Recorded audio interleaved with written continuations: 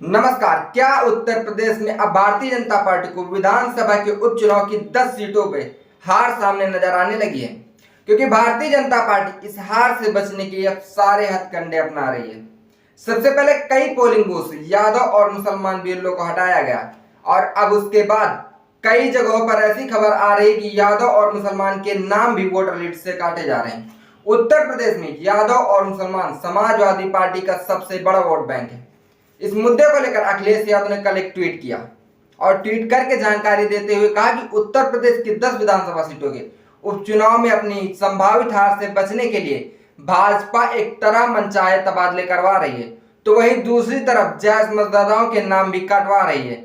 चुनाव आयोग तत्काल संज्ञान ले, साजिशें हार की निशानी होती है। उत्तर प्रदेश में इस चीज को लेकर कई जगह पर प्रदर्शन किया गया। कुंदरकी विधानसभा क्षेत्र के 12,000 मतदाताओं का नाम वोटर लिस्ट से काटने पर पूर्व सपा विधायक हाजी रिजवान की अगुवाई में सपा कार्यकर्ता जिलाधिकारी से मिलने कलेक्ट्रेट कार्यालय पहुंचे। यहां उन्होंने जमकर प्रदर्शन किया, साथ ही एक ज्ञापन भी सौंपा।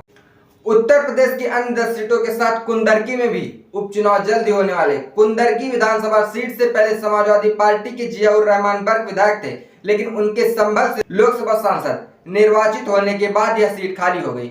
उत्तर प्रदेश में भारतीय जनता पार्टी के लिए 10 सीटें जीतना अब सबसे बड़ी चुनौती बनती जा रही है।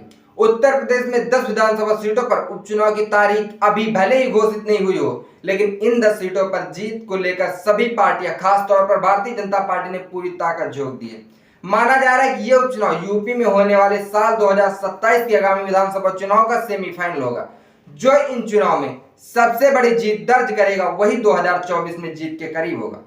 लोकसभा चुनाव में खराब प्रदर्शन से गुजर चुकी भारतीय जनता पार्टी के लिए यह उपचुनाव एक चुनौती की तरह दिखाई दे रहा है, क्योंकि तमाम कोशिशों के बावजूद जनता का भाजपा की तरह से मोहभंग साफ साफ दिखाई दे रहा है। उत्तर प्रदेश में भाजपा के वोट बैंक की जो भी साख बची है, उसमें एक बड़ा वोट बैंक मुख्यमंत्री योगी आदित्यनाथ की वजह से है। लेकिन उत्तर प्रदेश की ज्यादातर जनता में अब विकास के मुद्दे से लेकर महंगाई, बेरोजगारी और गरीबी की मांग बढ़ रही है, जिसके चलते भारतीय जनता पार्टी की मुश्किलें धीरे धीरे अब उत्तर प्रदेश में बढ़ती जा रही हैं। उधर समाजवादी पार्टी को यह लगने लगा है कि अब आने वाले 2027 की विधानसभा चुनाव में उसकी सरकार बनना तय है। लेकिन मुख्यमंत्री योगी आदित्यनाथ भी किसी तरह आगामी विधानसभा चुनाव में अपनी कुर्सी बचाने की पूरी कोशिश कर रहे हैं, ताकि कुर्सी से योगी आदित्यनाथ जी को हाथ धोना ना पड़े, जिसके लिए उन्हें 10 सीटों पर होने वाले इस उपचुनाव में बेहतर प्रदर्शन करना ही होगा। इसके अलावा सीएम योगी हर विधानसभा में जाकर कुछ न कुछ कर रहे हैं।